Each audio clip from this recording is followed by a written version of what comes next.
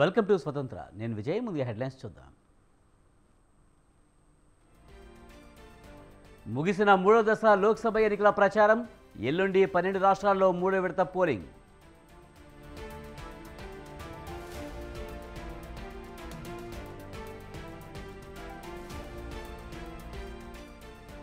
కాంగ్రెస్ ముస్లిం ఓట్ల కోసం ప్రాకులాడుతుంది. రామ మందిరాన్ని కాంగ్రెస్ వ్యతిరేకించిందన్న అమిత్ షా.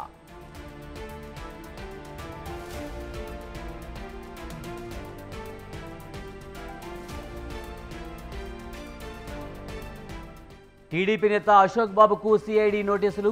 రేపు విచారణకు హాజరు కావాలని ఆదేశం.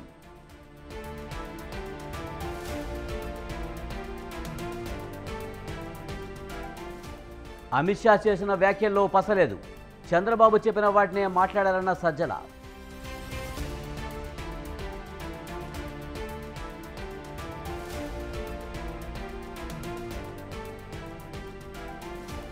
పెండింగ్లో ఉన్న ప్రాజెక్టును పూర్తి చేస్తాం.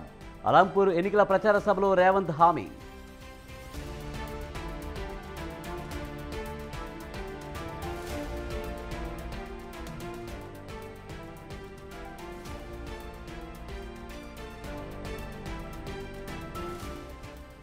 రాష్ట్ర ప్రజలను తప్పుదోవ పట్టించేలా రాహుల్ ప్రసంగం. రాహుల్ గాంధీ కాదు, రాంగ్ గాంధీ అన్న హరీష్ రావు.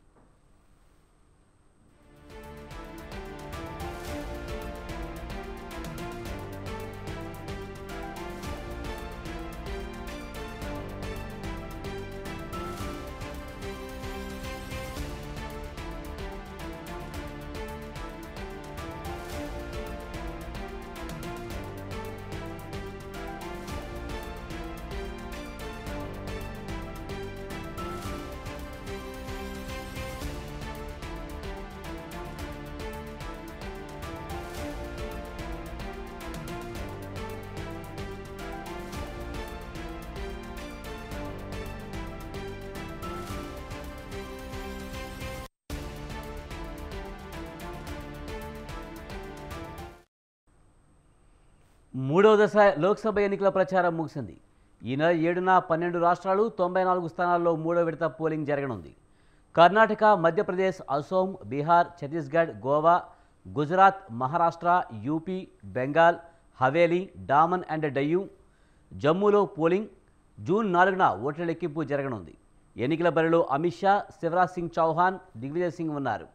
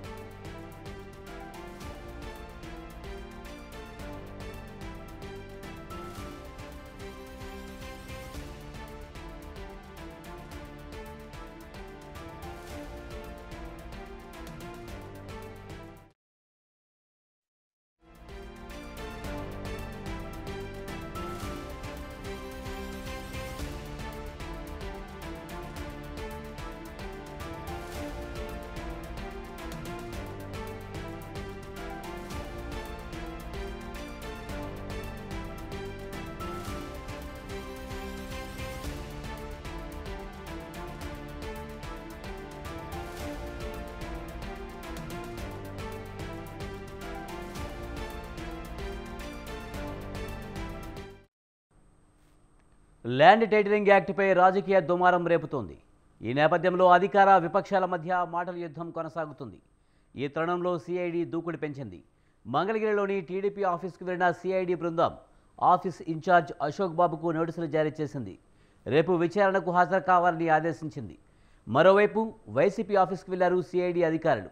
మల్లాది విష్ణు ఫిర్యాదుపై సిఐడి సమాచారం సేకరిస్తుంది. ల్యాండ్ టైటిలింగ్ యాక్ట్పై టీడీపీ తప్పుడు ప్రచారం చేస్తుందని మల్లాది విష్ణు ఫిర్యాదు చేయడంతో ఈసీ ఆదేశాలతో సిఐడి ఎఫ్ఐఆర్ నమోదు చేసింది.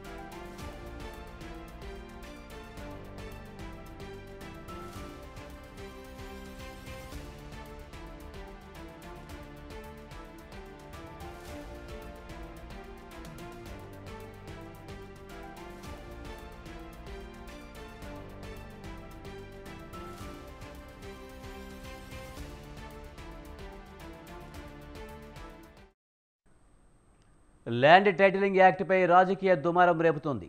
ఈ నేపథ్యంలో అధికార విపక్షాల మధ్య మాటల యుద్ధం కొనసాగుతుంది. ఈ తరుణంలో సిఐడి దూకుడు పెంచింది.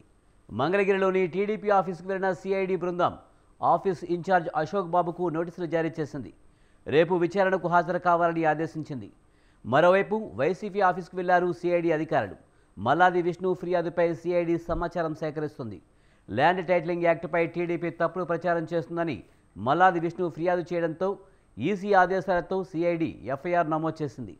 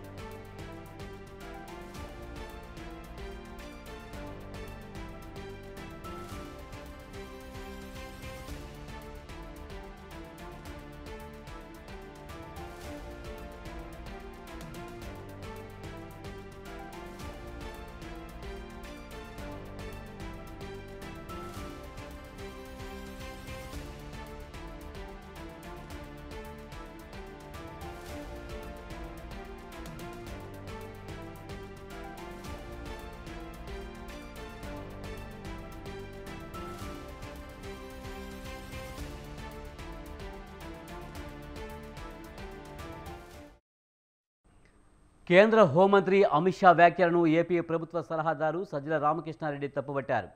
రాష్ట్ర ప్రభుత్వంపై నిరాధార ఆరోపణలు చేశారని అన్నారు. టీడీపీ చేస్తున్న అవాస్తవాలనే అమిత్ షా వినిపించారని అన్నారు. రాష్ట్ర ప్రభుత్వం అవినీతిలో కూరుకుపోయిందన్న అమిత్ షా వాస్తవాలు తెలుసుకోవాలన్నారు.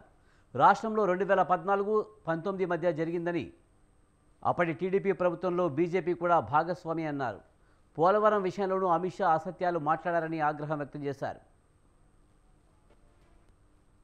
జరుగుతుంది అవినీతి, అక్రమాలు, గూండాయిజం, హత్యలు, మానభంగాలు, ప్రపంచంలో ఉండే చెడు అంతా ఇక్కడ ఉందన్నట్టు చంద్రబాబు నాయుడు ఆయన పార్టీ ఏదైతే మొదలుపెట్టి చేశారో, మధ్యలో కరోనా 2 ఏళ్ళు వచ్చింది, అవన్నీ కూడా కలుపుకొని అమిత్ షా గారు కూడా మొత్తం అవే వల్లే వేశారు ఈరోజు. సరే, సహజంగానే ఒక కూటమిగా వాళ్ళు ఏర్పడ్డారు కాబట్టి కూటమి కర్తవ్యము, దాంతో పార్టీ పార్ట్నర్ కాబట్టి ఇక్కడికి వచ్చాక ప్రభుత్వాన్ని విమర్శించాలి. ప్లస్ భారతీయ జనతా పార్టీ జాతీయ పార్టీ వాళ్ళకుండే విధానాలు వాళ్ళకుంటాయి. మా పాలనలో కానీ జగన్మోహన్ రెడ్డి గారి ప్రభుత్వం పనితీరుకు సంబంధించి వాళ్ళు అనుకుంటున్న అవకతవకలు ఏదైనా ఉంటే ఎత్తి చూపడంలో తప్పు లేదు. అలా కాకుండా చంద్రబాబు నాయుడు గారు ఏం చెప్తున్నారో మొత్తం వేయడంలో భాగంగా మిగిలినవన్నీ రొటీన్ మామూలు రొడ్డకొట్టుడు వరుసగా చెప్పే వాటి గురించి మాట్లాడట్లా, కానీ అవినీతి గురించి మాట్లాడినారు. జగన్మోహన్ రెడ్డి గారి ప్రభుత్వం వచ్చినప్పటి నుంచి అవినీతిలో కూరుకుపోయిందని, దానికి సంబంధించి దీన్ని కూల్చేస్తాం కూటమి వచ్చని రాష్ట్ర ప్రభుత్వం ఈ 5 ఏళ్లలో దానిని కరోనా మహమ్మారిని ఎదుర్కోవడానికి చేపట్టిన చర్యల మీద అయ్యే ఖర్చులు కానీ, ఆ టైంలో కూడా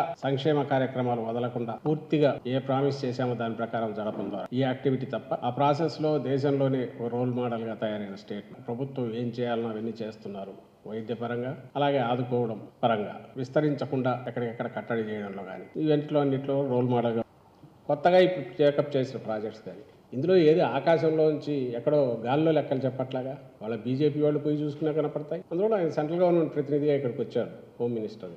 సో వాళ్ళ చేతిలోనే అన్నీ ఉన్నాయి, అక్కడ చెక్ చేసినా కనపడతాయి, అందరికీ తెలిసిన విషయం. దాంట్లో ఆయన అవినీతిని అన్నాడు క్యాజువల్గా. ఎందుకు చెప్తున్నామంటే ఓ పొలిటికల్ లీడర్గా ఎలక్షన్లు వస్తున్నాయి కాబట్టి మాట్లాడాలి కాబట్టి మాట్లాడితే దట్స్ డిఫరెంట్ ఇష్యూ, అని అది అవాస్తవం అని చెప్పడం మా బాధ్యత. కాబట్టి ఏదో రాజకీయ విమర్శ కోసం చేశారా అంటే చేసిపోతే పోయారు, కానీ ఇది వాస్తవం అని చెప్పడం మా బాధ్యత. కాబట్టి అవినీతి ఏదైనా జరిగింది అంటే అంతవరకు జరిగింది, 14-19 మధ్య జరిగింది. అందులో బీజేపీ కూడా partner, Bharatiya Janata party partner. Bharatiya Janata party partner ఇక్కడ మంత్రివర్గంలో ఉంది, తెలుగుదేశం పార్టీ ఎన్డీఏ పార్ట్నర్గా కేంద్ర మంత్రివర్గంలో క్యాబినెట్లో కూడా ఉంది. మరి ఆ పాపం అంతా ఎటు తప్పించుకుంటారు?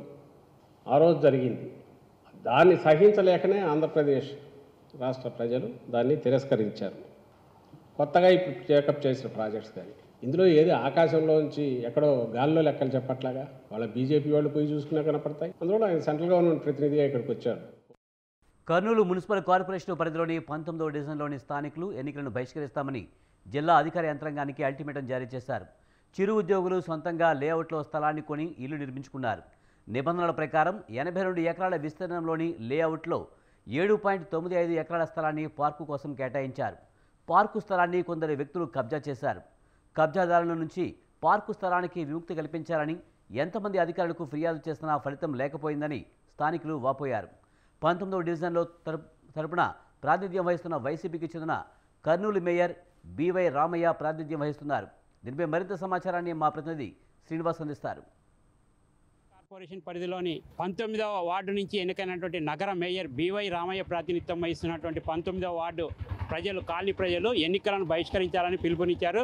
కొద్దిసేపు క్రితం 4th class employees colony association తరఫున కాలనీ ప్రజలు ర్యాలీగా వస్తూ తమ కాలనీలో పార్కు స్థలాన్ని కబ్జా నుంచి కాపాడాలని, లేని పక్షంలో తాము ఎన్నికలను బహిష్కరించడమే తమ ఏకైక లక్ష్యమని కొద్దిసేపు క్రితం స్లోగన్ చేస్తూ ర్యాలీ జరిపారు. ప్రస్తుతం వారి డిమాండ్ ఏంటి, వాళ్ళ డిమాండ్ ఏ అధికారులు పట్టించుకోలేదు తదితర అంశాలను వారిని అడిగి తెలుసుకునే ప్రయత్నం చేద్దాం.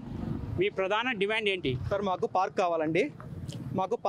కర్నూలులో అతిపెద్ద కాలనీ అండి మాది. కానీ ఇక్కడ ముసలి వాళ్ళు వాకింగ్ చేసుకోవడానికి కానీ, పిల్లలు ఆడుకోవడానికి కానీ, కొంచెం స్వాతంత్రం పొందడానికి కానీ ఎటువంటి పార్కు లేదండి. ఇక్కడ రోడ్లపైన వాకింగ్ చేయాల్సి వస్తుంది. జనాలు వాళ్ళకు ప్రమాదాలకు గురవుతున్నారు. కొంతమంది రోడ్డుపైన వాకింగ్ చేసుకుంటూ. ఇంత పెద్ద కాలనీలో ఎటువంటి చిన్న పార్క్ లేదండి. మేము ఎంతమంది అధికారులను కానీ, తర్వాత ప్రజాప్రతినిధులను కానీ ఎంతమందికి విన్నవించుకున్నా కూడా ఎటువంటి చర్యలు తీసుకోవట్లేదండి. వాళ్ళు అసలు మా గురించి పట్టించుకోవడమే లేదు. కర్నూలు ఇంత పెద్ద కాలనీ ఉన్నా కూడా మాకు ఎటువంటి వాల్యూ ఇవ్వట్లేదు వాళ్ళు. మేము ఎన్నిసార్లు ప్రయత్నించినా కూడా కనీసం ఈ పార్కు కాల్ చేయిస్తామని హామీ ఇవ్వట్లేదండి వాళ్ళు. దీనివల్ల మేము ఎలక్షన్స్ బహిష్కరించాలని నిర్ణయించుకున్నాము. ఖచ్చితంగా కాలనీలో ఎన్ని ఎకరాల పార్క్ ఉంది? ఇప్పటివరకు మీరు ఏ అధికారులను కలిశారు? వారు ఏ విధంగా స్పందించారు గతంలో? నా పేరు కృష్ణారెడ్డి అండి. ఇక్కడ 4th క్లాస్ ఎంప్లాయీస్ కాలనీ నివాసిని. పాణ్యం నియోజకవర్గం కిందికి వస్తుంది. మా కాలనీ కర్నూలులోనే అతిపెద్ద కాలనీ. టోటల్గా 7.5 ఎకరాలకు పైగానే 3 పార్కులు ఉన్నాయి. ఇక్కడ ఒక పెద్ద పార్క్ అయితే 4 ఎకరాల స్థలం ఉంది. అన్ని పార్కులు కూడా అన్యాక్రాంతం గురైపోయినాయి. మేము కలెక్టర్ గారిని కలిసాము, మున్సిపల్ కమిషనర్ గారిని కలిసాము, మేయర్ గారిని కలిసాము, తర్వాత ప్రస్తుత ఎమ్మెల్యే వాళ్ళని కూడా కలిసేసి అందరికీ అర్జీలు ఇచ్చాము, రిక్వెస్ట్లు చేశాము. ఏం చేసినా కూడా వాళ్ళు అన్యాక్రాంతమైన పార్కు స్థలాన్ని ఖాళీ చేయించకుండా వాళ్ళకే సపోర్ట్ ఉన్నట్లుగా మాకు అనిపిస్తుంది. ఎన్నిసార్లు అడిగిన వాళ్ళు మాట దాటేస్తున్నారు. ఒక మున్సిపల్ కార్పొరేషన్ పార్కు స్థలాన్ని కాపాడాల్సిన అధికారులు, ఒక ఐఏఎస్ ఆఫీసర్ అయినటువంటి భార్గవ్ తేజ్ కానీ, ఇంకా మిగతా అధికారులు కానీ పార్కులో ఇల్లీగల్గా నిర్మాణాలు చేపట్టడము నిబంధనలకు విరుద్ధమని తెలిసి కూడా మీరు ఇచ్చిన కంప్లైంట్స్ కూడా రిసీవ్ చేసుకొని దాని మీద యాక్షన్ తీసుకోకపోవడాన్ని ఏ విధంగా చూస్తున్నారు? ఇది అధికారులు తర్వాత ప్రజాప్రతినిధులు నిర్లక్ష్యం అని చెప్పేసి మేము భావిస్తున్నామండి. 7.5 ఎకరాలు అన్యాక్రాంతమైంది, మాకు పార్కులు ఏర్పాటు చేయండి అని చెప్పేసి మేము అందరినీ కూడా కాళ్ళ వెళ్ళబడ్డాం. అయినప్పటికీ కూడా మమ్మల్ని కలకరించలేదు. ఇదే వార్డు నుంచి మేయర్ను ఎన్నిక చేశాము. మేమే దగ్గరుండి ఓట్లేసి గెలిపించి ఆయన మేయర్ కూడా చేయడం జరిగింది. ఆ మేయర్ గారు కూడా మా విన్నపాలని పెడచెవిన పెట్టి కనీసం మేము ఎక్కడికి వెళ్ళి ఆఫీసులో కలుద్దామంటే కూడా 4th క్లాస్ ఎంప్లాయీస్ వచ్చినారు, వాళ్ళు కలుస్తారంట అంటే కూడా మమ్మల్ని లోపలికి కూడా రానికుండా వెనక్కి పంపినటువంటి పరిస్థితిని కూడా మేము ఎదుర్కొన్నాం. అదేవిధంగా మన మున్సిపల్ కమిషనర్ గారికి కూడా భార్గవ్ తేజ్ గారికి కూడా చాలాసార్లు రిక్వెస్ట్ చేశాం. మరి అన్యాక్రాంతమైనటువంటి పార్కు స్థలంలో సీసీ రోడ్లు వేస్తున్నారు, తర్వాత శాశ్వత నిర్మాణాలు కూడా చేపడుతున్నారు. ఇవన్నీ కూడా వాళ్ళకి తెలిసి కూడా ప్రజాప్రతినిధులు మిన్నకుండా పోయారు అంటే ఇది వాళ్ళ ఉపేక్షించినటువంటి పరిస్థితి ఉంది. కాబట్టి ఈరోజు మేము ఎవరికి చెప్పుకోవాలో తెలియని పరిస్థితిలోనే మేము ఈ యొక్క ఎన్నికల బహిష్కరణ అనే దానికి పిలుపు ఇవ్వడం జరిగింది. మేయర్ ప్రాతినిధ్యం వహిస్తున్నటువంటి 19వ వార్డులో పార్కులో 7-8 ఎకరాల పార్కు విస్తీర్ణంలో అనధికారిక కట్టడాలు కడుతున్న సంబంధిత వార్డు కార్పొరేటర్గా స్పందించాల్సిన నగర మేయర్ స్పందించకపోగా పైగా ఆయన కర్నూలు పార్లమెంటు సభ్యునిగా కూడా పోటీ చేస్తున్న పరిస్థితి కనబడుతుంది. అయితే స్థానికంగా 19వ వార్డులో ప్రజా సమస్యలను పట్టించుకోలేనటువంటి మేయర్ రేపు పార్లమెంటు స్థానంకి పోటీ చేసి 7 నియోజకవర్గాలలో ఏ మేరకు సమస్యలు పరిష్కరిస్తారో అనేది ఆలోచించుకోవాలని కాలనీ ప్రజలు ఒక మేయర్తో పాటు మున్సిపల్ కమిషనర్ని డిమాండ్ చేస్తున్నారు. కెమెరా పర్సన్ బాబుతో శ్రీనివాస్, స్వతంత్ర న్యూస్, కర్నూలు. లోక్సభ ఎన్నికలు సమీపిస్తున్న వేళ రాజకీయ పార్టీలు ప్రచారాన్ని హోరెత్తిస్తున్నాయి. ఏపీలో అధికార వైసీపీ, టీడీపీ, బీజేపీ, జనసేన కూటమి హోరాహోరీగా ప్రచారం నిర్వహిస్తున్నాయి. ఓటర్లను ఆకట్టుకునేందుకు హామీల వర్షం కురిపిస్తున్నాయి. ఎవరికి వారు తాము అధికారంలోనికి వస్తేనే రాష్ట్ర భవిష్యత్తు ఉజ్వలంగా ఉంటుందని ప్రకటించుకుంటున్నారు. మరి ఓటర్లు ఏ పార్టీ వస్తే తమకు మేలు జరుగుతుందనుకుంటున్నారు? విశాఖ దక్షిణ నియోజకవర్గ ప్రజలు ఏమనుకుంటున్నారు? పబ్లిక్ పల్స్లో చూద్దాం. ఎన్నికల దగ్గరికి వస్తున్న నేపథ్యంలో విశాఖపట్నం దక్షిణ నియోజకవర్గం గురించి ప్రస్తుతం మనం తెలుసుకుందాం. దక్షిణ నియోజకవర్గంలో టీడీపీ, జనసేన, బీజేపీ కూటమి అభ్యర్థి వంశీకృష్ణ యాదవ్. వంశీకృష్ణ యాదవ్ దక్షిణ నియోజకవర్గ ప్రజలకి తెలుసా తెలియదా? దక్షిణ నియోజకవర్గం ప్రజలు వంశీకృష్ణ యాదవ్పై ఎటువంటి అభిప్రాయం మీద ఉన్నారు? మరి కొద్ది రోజుల్లో ఎన్నికల దగ్గరకు వస్తున్న నేపథ్యంలో వంశీకృష్ణ యాదవ్ గ్రౌండ్ రిపోర్ట్ ఎట్లాగుంది? దక్షిణ నియోజకవర్గం ప్రజలు వంశీకృష్ణ యాదవ్ని ఆదరిస్తారా? ఇక్కడ ఎమ్మెల్యేగా గెలిపిస్తారా? దక్షిణ నియోజకవర్గ ప్రజలు వంశీకృష్ణ యాదవ్ జనసేన అభ్యర్థి వంశీకృష్ణ యాదవ్పై ఎటువంటి అభిప్రాయం మీద ఉన్నారు? అయితే ప్రస్తుతం ఇప్పుడు దక్షిణ నియోజకవర్గం గ్రౌండ్ రిపోర్ట్ తెలుసుకునే ప్రయత్నం చేద్దాం. సార్, వంశీకృష్ణ గారు ఫస్ట్ ఆఫ్ ఆల్ ఇక్కడ స్థానికులు కాదు. ఆయన basically is from Nellore. So ఇక్కడ ఈస్ట్లోకి వచ్చారు, ఈస్ట్లోని అక్కడ సమస్యలు తెలుసుకున్నారు, అక్కడ ఓడిపోయినారు. ఇప్పుడు సౌత్కి వచ్చారు, సౌత్లో కూడా రేపు పొద్దున్న జనాలు తీర్పిస్తారు. సో బేసిక్గా ఆయనకి సమస్యలు అంటూ పెద్ద అవగాహన లేదు. ఫస్ట్ ఆఫ్ ఆల్ ఇక్కడ సౌత్లోని అక్కడ ఈస్ట్లోని ఆయన ఏంటి అంటే ఆయన వ్యక్తిగత స్వార్థం కోసం ఆయన పార్టీలు మారుతూ ఆయన ఒక అంటే ఏం చెప్తాం, వాళ్ళ ఒక పార్టీలు మారుతూ ఆయన ఇక్కడ ర్యాప్ పెంచుకుంటున్నారు. కానీ అంతగా ప్రజలైతే మద్దతు తెలపరని నా ఇది. సో ఇక్కడ బేసిక్గా ఏంటంటే స్థానికులకి మనం మద్దతు తెలుపుతాం, కానీ ఎక్కడి నుంచో బయట వాళ్ళు వచ్చి ఇక్కడ వచ్చి మేము పోటీ చేస్తాను, డబ్బులు ఖర్చు పెడతాను అంటే మేమైతే మద్దతు తెలపడానికి అయితే మేము రెడీగా లేరు. స్థానికులు ఎవరు గెలిచే ఛాన్సెస్ అయితే చాలా తక్కువ సార్. ఎందుకంటే రాజకీయ పరంగా ఏంటంటే ఎవరు మన స్థానికులు, ఎవరు మనకు మంచి చేస్తారు అనేదే కాన్సెప్ట్ చూస్తాం. కానీ ఆయన వస్తారా, డబ్బులు పంచుతారా అని చెప్పేసి అయితే పెద్దగా మద్దతు అయితే తెలపరు స్థానికులు. ఇక్కడ ఏంటంటే మా వర్గంలోనే ఏంటంటే మాకు ఎవరు మంచి చేస్తే వాళ్ళకి మేము గెలిపించాలని చూస్తాం, వాళ్ళకి మేము ఓటేస్తాం. మా మంచి చెడ్లు ఎవరు చూస్తారో వాళ్ళే మాకు ఏదైనా అన్నాం. మా లోకల్లో మాత్రం ఇప్పటికి వచ్చి అతని పేరు తెలియలేదు. అంటే మాకు తెలియదు కాబట్టి మా అభిప్రాయం చెప్పడానికి కూడా మేమేం చెప్పలేము సార్. అతను ఏంటనేది ఎప్పుడు మాకు వచ్చి సేవగానే ఏదైనా మాకు ఏ పరంగా మాకు అతను అందుబాటులో లేరు కదా. ఇప్పుడు మీరు చెప్పేటప్పుడు ఆ పేరు వింటున్నాము. మరి అలాంటప్పుడు అతని గురించి మేము అభిప్రాయం చెప్పాలన్నా తెలియదు కదా. ఆయన ఎలా స్థానికులు అవుతారండి? ఎక్కడో వైసీపీ పార్టీ ఇవ్వలేదని, వైసీపీలో వానికి సీట్ ఇవ్వలేదని చెప్పేసి ఇక్కడికి వచ్చి ఆయన పోటీ చేస్తున్నారు జనసేన తరపున. ఆయన మాకు ఎలా ఇక్కడ స్థానికుడు అవుతారు? ఆయనకు అసలు మా గురించి తెలియదు. మేము కూడా ఎప్పుడు ఆయన పేరు వినలేదండి. ఈ మధ్యకాలంలోనే వింటున్నాం మేము అతని పేరు. ఆయనకి మేము ఎలా ఓటు ఇవ్వగలం? మా బాధలు ఎవరైతే ఉన్నారో, మా సమస్యలు ఎవరైతే ఉన్నారో ఆయనకే మా ఓటు, ఆయన్నే మేము గెలిపించుకుంటాం. ఎవరైతే లోకల్గా చాలా బలమైన ప్రజల్లో ఉన్న నాయకులు, ఆ నాయకుడికి మేము మద్దతు ఇవ్వడం జరుగుతుంది మొదటి నుంచి కూడా. అదే ప్రజలకు సేవ చేసి ఎడ్యుకేషన్ అయినా వివిధ రంగాల్లో విద్యార్థులకు, సొసైటీకి సేవ చేసిన వ్యక్తికైతే మేము మొదటి నుంచి మద్దతు ఇస్తున్నాం మేము అందరం కూడా. అయితే ఇప్పుడు వేరే కాన్స్టిట్యుయెన్సీ, వేరే నియోజకవర్గానికి చెందిన వ్యక్తిని మేము గెలిపించడానికి అంత సముఖంగా మేము లేము. వేరే నియోజకవర్గం నుంచి ఎక్కడికి తీసుకొచ్చి ఎక్కడ నిలబెట్టి దానికి ఇది చాలామంది దీన్ని అంగీకరించట్లేదు. నాకు కూడా ఇష్టం లేదు. లోక్సభ ఎన్నికలు సమీపిస్తున్న వేళ రాజకీయ పార్టీలు ప్రచారాన్ని హోరెత్తిస్తున్నాయి. తెలంగాణలో అధికార కాంగ్రెస్, బీఆర్ఎస్, బీజేపీ హోరాహోరీగా ప్రచారం నిర్వహిస్తున్నాయి. ఓటర్లను ఆకట్టుకునేందుకు పార్టీలు హామీల వర్షం కురిపిస్తున్నాయి. ఎవరికి వారు తమతోనే రాష్ట్ర భవిష్యత్తు అంటున్నారు. మరి ఓటర్లు ఏ పార్టీ వస్తే తమకు మేలు జరుగుతుందనుకుంటున్నారు? ఖమ్మం నియోజకవర్గ ప్రజలు ఏమనుకుంటున్నారు? పబ్లిక్ ప్రెస్లో చూద్దాం. ఆల్రెడీ అసెంబ్లీని కాంగ్రెస్ గెలిపించుకున్నాం కాబట్టి నెక్స్ట్ టైం కూడా ఎంపీకి గెలిపించుకుంటే, ఆల్రెడీ ఇప్పుడు కమలం బీజేపీని 2 సార్లు గెలిచింది చూసినాం కాబట్టి ఈసారి వాళ్ళని కూడా ఒకసారి అవకాశం ఇచ్చి చూద్దామన్న ఆలోచన. ఇప్పుడు కాంగ్రెస్ 6 పథకాలు పెట్టిన ఆల్రెడీ ఇప్పుడు 100 రోజులలో 6 పథకాలు అమలు చేసింది. సరే, మా ధరకు చేరటానికి కొంత టైం పట్టింది, కొన్ని చేరినాయి కూడా. ఆల్రెడీ ఇప్పుడు గ్యాసు, బస్సు ఇప్పుడు ఇవన్నీ నడుస్తూనే ఉన్నాయి. కాంగ్రెస్కి మాకు మా ఓటు. ఇవాళ మాలాంటి చిన్న సన్నకారు కుటుంబాలు కూడా ఇవాళ బీజేపీని ఎందుకు గెలిపించుకుంటున్నామంటే, దేశంలో జరుగుతున్న అభివృద్ధి మాకు చాలా కళ్ళగట్టిన కనిపిస్తుందండి. ఎందుకంటే బీజేపీతో తప్ప ఏది సాధ్యమయ్యే పరిస్థితి లేదు. అందుకనే మా సామాన్య కుటుంబాలన్నీ కూడా ఇవాళ మోడీ వైపు, బీజేపీ వైపు చూస్తున్నాయి. ఎందుకంటే వివిధ కారణాలు కూడా చూడొచ్చండి. ఎందుకంటే యువతకి స్టార్టప్స్ కానీ, ఉద్యోగాల విషయంలో కానీ ఏదైనా కూడా సామాన్య ప్రజానికి అనుగుణంగానే పథకాలను తీసుకొని వచ్చి అన్ని విధాలుగా సమకూర్చే న్యాయాలు చేస్తున్నాయి. కాబట్టి మేము బీజేపీకే ఓటేద్దాం అనుకుంటున్నామండి. మా చుట్టాలైనా, మా ఫ్రెండ్ సర్కిల్లో అయినా, మా బంధుజనమైనా సరే కూడా ఇవాళ మోడీ నాయకత్వం కానీ కోరుకుంటున్నాము. మరొకసారి కూడా మోడీ గారికి 3వసారి అవకాశం ఇచ్చేసి ఈ దేశాన్ని గర్వకారణంగా అన్ని దేశాలతోని సమగ్రంగా చూస్తూ ఒక నెంబర్ 1 స్థాయికి ఎదగాలని చెప్పేసి మేము కోరుకుంటున్నామండి. నమస్తే. ఖమ్మం పార్లమెంట్ అభ్యర్థిగా కాంగ్రెస్ పార్టీ సిపిఐ బలపరుస్తున్న కాంగ్రెస్ పార్టీ అభ్యర్థి కంపల్సరీ అధిక మెజార్ తోటి ఖమ్మం పార్లమెంట్ అభ్యర్థి గెలవబోతున్నాడు అని చెప్పేసి అని కోరుతున్నాం.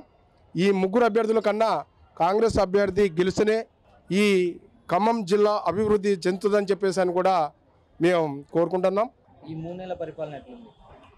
ఇప్పుడు 10 సంవత్సరాలు పరిపాలించిన వాళ్ళు కొన్ని చేయలేకపోయారు.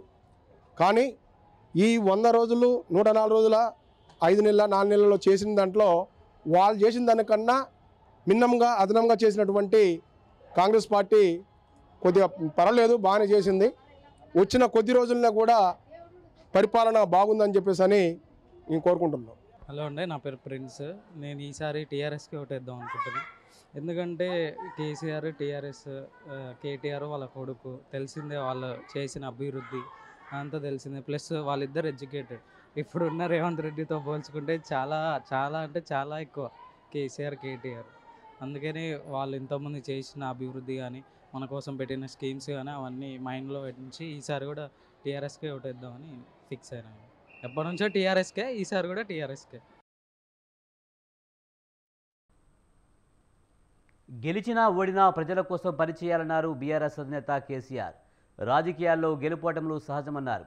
ఎప్పుడు ఎన్నికలు వచ్చినా బీఆర్ఎస్ అధికారంలోకి వస్తుందని, 4 నెలల కాంగ్రెస్ పాలనపై ప్రజలు విసిగిపోయారని ఎద్దేవా చేశారు. 9 ఏళ్లు ఉన్న కరెంట్ ఇప్పుడు ఎందుకు ఉండడం లేదని ఆయన ప్రశ్నించారు.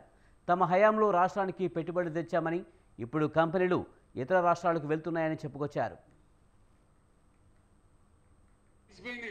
మొదటి దెబ్బనే పడే రైతు బంధు మన ముఖ్యమంత్రి పోయి నేను 9 తారీఖు కూడా మొత్తం ఎత్తా అంటాడు. ఏది పంటలు కోసి పంటలు వచ్చి జోకుతుండ్రు. నాటేసేప్పుడు ఇస్తాడా, ఎవడన్నా జోకేటప్పుడు ఇస్తాడా? అంటే ఎంతపాటి పరిపాలన. ఇంకొక మాట, ఇలా పేపర్ చదివితే నిజంగా నా కళ్ళలో నీళ్ళు వచ్చింది. జాతీయ స్థాయిలో అంతర్జాతీయ స్థాయిలో చాలా కష్టపడి రాష్ట్రం యొక్క గౌరవాన్ని పెంచిన ఐటీ రంగంలో గానీ, పరిశ్రమల రంగంలో గానీ బ్రహ్మాండమైన పెట్టుబడులు వస్తా ఉండే తెలంగాణ. నరేంద్ర మోడీ కూడా అసూయపడేంత పెట్టుబడులు వస్తా ఉండే. ఇవాళ చదివితే 1000 కోట్లు పెట్టుబడి పెట్టే కంపెనీ మద్రాసుకి వెళ్ళిపోయింది, తమిళనాడు రాష్ట్రానికి వెళ్ళిపోయింది. ఇవాళ చూస్తే అల్యూమినియం అండ్ ప్లాస్టిక్ ఇండస్ట్రీకి కరెంటు కోతలు పెడుతున్నది ప్రభుత్వం. రోజుకు 5-6 సార్లు ట్రిప్ అవుతున్నది. వాళ్ళ మధ్యలో ప్రాసెస్ లో పని ఆగిపోయి వాళ్ళు పెదవిరుస్తున్నారు. ఇక తెలంగాణ లాభం లేదు, వెళ్ళిపోవాలనుకుంటున్నారు అని చెప్పి వార్త వచ్చింది. నాకు చాలా బాధ కలిగింది, చాలా దుఃఖం కలిగింది. 4-5 నెలల దుర్మార్గులు ఎంత పని చేసిరి, ఎంత మంచిగా ఉన్న తెలంగాణ ఎట్లా ఆగమైపోయాయి, ఇది ఎట్లా అని చెప్పి చాలా బాధపడి, ఈ బాధ నివారణ కావాలి. నేను మీ అందరినీ ప్రార్థించేది ఒకటే, 2001లో తెలంగాణ జెండా ఎత్తినాడు హుజురాబాద్ గడ్డ. నాడు పెద్ద నాయకులు లేకపోయినా బ్రహ్మాండంగా జడ్పీటీసీలు, ఎంపీపీలు గెలిపించిన గడ్డ హుజురాబాద్ గడ్డ. తెలంగాణ మళ్ళీ ఇప్పుడు మర్రబడ్డది, అయిపోయింది, తెలిసిపోయింది కదా. మొదటి దెబ్బనే పడే రైతు బంధు మన ముఖ్యమంత్రి పోయి నేను 9 తారీఖు కూడా మొత్తం ఎత్తా అంటాడు. ఏది పంటలు కోసి పంటలు వచ్చి జోకుతుండ్రు. నాటేసేప్పుడు ఇస్తాడా, ఎవడన్నా జోకేటప్పుడు ఇస్తాడా? అంటే ఎంతపాటి పరిపాలన. ఇంకొక మాట, ఇలా పేపర్ చదివితే నిజంగా రాహుల్ గాంధీపై మాజీ మంత్రి హరీష్ రావు ఫైర్ అయ్యారు. రాష్ట్ర ప్రజలను తప్పుదోవ పట్టించేలా రాహుల్ ప్రసంగం ఉందని మండిపడ్డారు. 6 గ్యారెంటీలు అమలయ్యాయని రాహుల్ గాంధీ మాట్లాడుతున్నారన్నారు. ఆయన రాహుల్ గాంధీ కాదు, రాంగు గాంధీ అని ఎద్దేవా చేశారు. రాహుల్ గాంధీ, రేవంత్ రెడ్డి ఇద్దరూ కలిసి రాష్ట్ర ప్రజలను మోసం చేస్తున్నారన్నారు. రాహుల్ గాంధీ ఓట్ల కోసం దిగజారి మాట్లాడుతున్నారన్నారు. చేయని విధంగా ఆయన రోజు 5 గ్యారెంటీలు అమలైనని చెప్తాడు. ఇక రాహుల్ గాంధీ గారు ఒక ఆకు ఎక్కువ చదివినట్టు 6 గ్యారెంటీలు అమలైనవి అంటుంది. ఈయన శిష్యుడేమో 5 గ్యారెంటీలు అమలైన ఈ రాష్ట్రంలో అని చెప్పుకొని తిరుగుతున్నాడు. రాహుల్ గాంధీ గారేమో మేము ప్రజలకు ఇచ్చిన అన్ని గ్యారెంటీలు అమలైనవి అంటున్నారు. అపుణ్యాత్ముడు. మరి 5 కాలే, 6 కూడా అమలు కాదు. ఇలా రాహుల్ గాంధీ గారు, నేను ఈ రాష్ట్రంలో ఉండే మహిళలకు 18 ఏళ్లు నిండిన ప్రతి చెల్లెకు, ప్రతి అక్కకు నేను అప్పీల్ చేస్తా ఉన్నా. రాహుల్ గాంధీ గారు ఇవాళ ఏం చెప్పిండు, ఈ రాష్ట్రంలోని మహిళల అకౌంట్లలో నెలకు 2500 రూపాయలు వేస్తున్నాము అంటున్నారు. మరి ఆ డబ్బులు ఎవరు ఎత్తుకుపోయింది, అవి ఎవరి అకౌంట్లలో జమ అయినాయి, ఆ డబ్బులు ఎందుకు మీ అకౌంట్లలో పడలేదో మీ దగ్గరికి ప్రచారానికి వస్తున్న ముఖ్యమంత్రి గారిని, మంత్రులను, కాంగ్రెస్ పార్టీ ఎంపీ అభ్యర్థులను, కాంగ్రెస్ పార్టీ నాయకులను ఈ రాష్ట్రంలోని మహిళలు నిలదీయాలని చెప్పి నేను డిమాండ్. దేశాన్ని విచ్ఛిన్నం చేయాలని బీజేపీ, ఆర్ఎస్ఎస్ చూస్తున్నాయని ఆరోపించారు మంత్రి తుమ్మల. కేంద్రంలో కాంగ్రెస్ అధికారంలోకి వస్తే హిందువుల పరిస్థితి ఘోరంగా ఉంటుందని ప్రధాని వ్యాఖ్యలు సరికాదని ఆయన అన్నారు. అసలు అది సాధ్యం కాదన్నారు. దేశ సార్వభౌమాధికారం, సమగ్రతను కాపాడడానికి మహబూబాబాద్ పార్లమెంట్ కాంగ్రెస్ పార్టీ అభ్యర్థి బలరాం నాయక్ను గెలిపించాలని పిలుపునిచ్చారు. రైతులకు ఇచ్చిన హామీ మేరకు ఆగస్టు 15 నాటికి 2 లక్షల రుణమాఫీ పథకం అమలు చేస్తామన్నారు.